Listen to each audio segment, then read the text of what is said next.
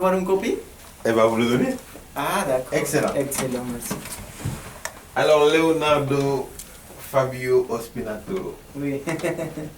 Pour moi, c'était un gros plaisir, un grand plaisir justement de pouvoir vous écouter. Au niveau de la présentation, je l'ai trouvé, je vous ai mis, ok, une belle présentation. La présentation, c'est exactement ça. C'est ça. Oui. Quand on vous dit, parlez-moi de vous, elle doit être courte, concise, elle doit être, il faut le donner de façon efficace. Et c'est ce que vous avez fait au niveau de la présentation, ça n'a pas été long. Je demande simplement une présentation, c'est qui est Leonardo. Donc à partir de ce moment, simplement me dire que vous êtes ingénieur dans votre pays, vous êtes technologue en génie civil, vos compétences sont la surveillance de chantier, vous connaissez les sujets environnementaux, etc. Donc ça s'arrête spécifiquement là. On ne veut rien entendre d'autre si ce n'est que ça.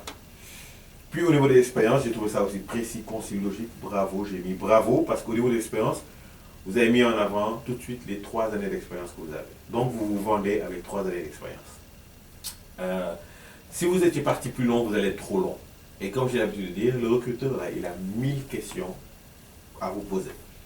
Donc il faut savoir répondre aux questions. Une fois que vous avez compris tout de suite le recruteur où est-ce qu'il veut aller, c'est vous répondez à la question, vous mettez le contexte et éventuellement vous développez un peu plus. C'est tout.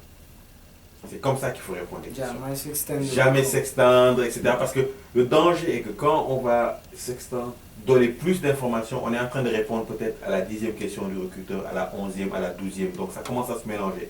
Et il y a des recruteurs qui sont vraiment concis dans ce qu'ils font. Ils ont préparé les questions et si on répond dès l'entrée à la question numéro 8, 9, 10, ben, l'entrevue n'est plus agréable. Tu comprends? Donc, dès que tu poses la question, parlez-moi de votre expérience, quand vous êtes sorti d'école, ok, là tu t'en vas. Parlez-moi de votre expérience dans le génie, tu sais que tu en as 3 ans, tu commences. J'ai commencé dans le génie à partir de telle année où j'ai eu à faire ceci et cela dans tel contexte et j'ai réussi ma mission. Puis je me suis rendu à tel emploi, puis je me suis rendu à tel emploi et là je me suis arrivé au Canada. Parfait. Sur ce côté-là, j'étais très content aussi. Au niveau des compétences, vous avez de belles compétences techniques. J'aime beaucoup cette partie de l'amélioration des connaissances. C'est important. Quand tu viens d'arriver au Canada et que tu as fait ton expérience et que tu es en train de t'améliorer, ton but est d'entrer dans les ordres. C'est un peu obligatoire si tu veux apporter le titre d'ingénieur. Tu fais bien de te présenter comme Leonardo en étant avec de belles compétences en génie. Attention, l'ordre n'aime pas que l'on dise je suis ingénieur tant qu'on n'est pas dans ses livres. Oui. Tu comprends? Donc c'est bien que tu puisses te présenter comme ça et surtout vouloir t'améliorer, surtout au niveau des ordres, etc. C'est très important. Donc là aussi je t'ai mis un ok, c'est parfait. Au niveau de la personnalité, je te trouve une belle personnalité, belle capacité, tu as une belle capacité de réponse. Ben, c'est aidé aussi par le fait, comme tu me dis, que tu parles trop. Non, tu parles pas trop. Non, je pense que c'est assez agréable. Une entrevue, là, elle doit être agréable. Elle doit être une discussion. La personne qui est en face de toi, tu dois créer un fit. Et dans le fit, c'est dans la discussion qu'on le prend. On ne se connaît pas, je ne te connais pas, mais en entrant là, en sortant d'ici, c'est comme si je t'avais connu pendant longtemps. Oui. C'est ça qui est important. Donc, tu te vends bien, c'est bien. Tu as une belle personnalité, une bonne capacité de réponse. Tu écoutes, tu prends le temps d'écouter et puis là, tu réponds. Pour les points forts, je suis parfaitement OK avec toi. Tu donnes des points forts, tu donnes des exemples, c'est important. Point fort, je suis quelqu'un de très conciliant, tu donnes des exemples par rapport à ton travail. Au niveau des points faibles, je dis pas mal. Les points faibles, en général, comme je dis, c'est il faut les mettre dans un contexte. Si je suis quelqu'un de nerveux, je ne suis pas quelqu'un de nerveux tous les jours. Je suis quelqu'un de nerveux quand on me fait ceci. Tu comprends? Donc, il faut donner le point négatif et dire, par exemple, dans la compagnie où je travaillais, il y a eu des moments de stress, etc., qui m'ont rendu nerveux, mais le point à améliorer. Moi, je ne demande pas de points faibles, je demande des points à améliorer. Donc, qu'est-ce que tu as fait pour t'améliorer? Si bien que le point faible va devenir un point positif. Tu comprends? Donc, dans telle situation, je suis comme ça. Par exemple, dans telle situation, ça m'est arrivé d'être comme ça, ben, j'ai fait telle et telle action pour que la situation se passe bien, finalement. C'est que ça les points améliorés. Hein. Ça, il faut travailler pour pouvoir bien présenter au contrôle. Au niveau du salaire, parfait. Tu t'es renseigné. C'est la réponse que je veux entendre. Oui. Quand l'offre est mise en place et qu'on a décelé le salaire, c'est bien. des fois, il n'y a pas d'information sur le salaire. Il faut toujours s'en renseigner. Oui, il y a les tableaux. Exact, il y a les tableaux. Ben, dépendamment du tableau, dépendamment de l'échelle salariale des technologues ou quoi que ce soit, ben, je me situe entre toujours donner des ranges. Oui. Toujours. Oui, parce qu'il y a beaucoup d'offres qu'il n'y a pas Exact. l'argent. Mais la plupart des offres, de façon, il ne va pas avoir le poste. Il va pas avoir l'argent. peut-être on va dire un valeur Exact. minimum, ils vont dire non, mais pour une expansion. Exactement. Si. Exactement, c'est vrai en effet. Donc à partir de ce moment, il faut se renseigner. Tu te dis, moi, en tant que technologue, un poste en technologue, c'est combien à peu près? Alors moi, je m'inscris là-dedans. Tu as le droit de dire au recruteur, ben, je me suis renseigné et j'ai vu au niveau de l'échelle salariale des techniciens ou des technologues et je me situe entre 20 et 22 dollars de l'heure.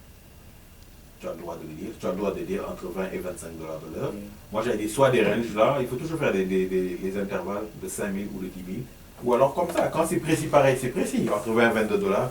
Mais il y a une chose que je ne voudrais jamais que tu oublies, c'est quand tu as fini de dire 20 et 22 dollars de l'heure, il faut dire aux gens que je suis flexible, je suis ouvert aux Ah, négociations. flexible, ça c'est bon. Toujours, ça il faut l'écrire. Hein. Si, Leonardo, c'est ça, là, bon. il faut toujours dire je suis flexible ou je suis ouvert aux Oui, négociations. parce que c'est un business. Ah, c'est au grand business. C'est- Moi, en tant que recruteur, celui qui me dit entre 20 et 22 dollars de l'heure, mais je suis ouvert aux négociations, eh bien, je suis plus porté à penser à celui qui est ouvert aux négociations qu'à celui qui me dit, moi, c'est 25 dollars de l'heure. Ah, ok, ah, d'accord, merci. 25 dollars de l'heure, il est tout de suite en bas de ma range, c'est sûr. Donc, j'ai pas beaucoup plus de discussion du tout. Mais la personne qui m'offre la possibilité de discussion, je peux lui dire, ok, ben, pour l'instant, au niveau de la commission scolaire, on va fermer les écoles. On voudrait commencer le poste à 18 dollars de l'heure. Et puis, c'est sûr et certain que vous allez être observé pendant 6 mois. Après les 6 mois, on pourrait être les 20 dollars de l'heure. Quand Ouais. on signe un contrat de travail, n'est-ce pas obligatoire de respecter les contrats de 12 années, 3 années? Exact. On peut les changer. On peut dans les échanger. semaines. Ben oui, au bout de 6 mois ou quoi que ce Mm. soit, on peut déjà, la personne peut appeler et dire, ok, ben la période de probation était de 6 mois. Maintenant, à partir des 6 mois, ben, vous allez passer à tel moment. Il peut le dire. Ou alors, ben, l'année prochaine, à la fin de l'année, c'est des révisions salariales, ben, vous allez passer à autre chose. Dans Donc, mon ce que- pays, non, donc, vous signez un contrat, il vous paye le même salaire. le même salaire jusqu'au bout, mais. Seulement le que le gouvernement dit de... Non, mais ici, à chaque année, il y a la révision salariale ou quoi. Donc, tu peux accepter un poste comme ça, à ce moment, donc tu es flexible et je suis ouvert aux négociations. Ça, il faut toujours le dire. Ok. Maintenant, au niveau de la remarque de la note générale, c'est quand je suis sorti pour te dire, me présenter, bonjour Claude Gomis, quand tu me salues, tu me regardes dans les yeux. Obligatoire. C'est obligatoire. Tu me regardes dans les yeux, une bonne poignée de main là. Tu me serres comme ça et tu me regardes dans les yeux. Ah oui, j'ai Tu regardé. comprends? Tu regardes pas en dessous. Dans tu les me- mains que j'ai dans dans la la main, main. tu donnes la main, tu le regardes. Même si, parce que lui, il va faire ça aussi, donc tu le regardes aussi. Quand tu entres dans le bureau, il faut toujours attendre que le recruteur te donne la permission de t'asseoir. Toujours. Mhm. La meilleure des choses d'ailleurs, c'est on ne s'assoit pas tant que le recruteur n'est pas assis.